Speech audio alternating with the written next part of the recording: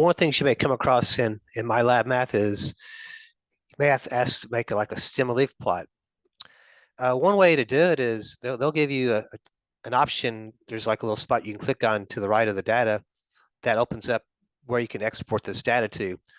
One of the places you can move it to is Excel. So if you want to use that, you can. That means you don't have to actually type all this data into your calculator.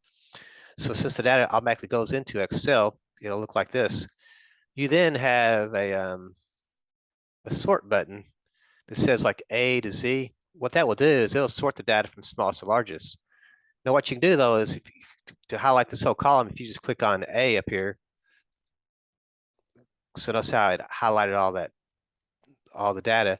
Then if you click on this A to Z, it'll actually put the data in order 66, 68.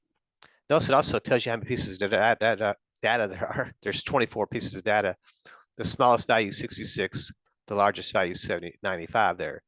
So it's a cool way you actually can create a stem leaf plot is move the data into Excel, use the sort function, and you can kind of see the data pretty easily that way.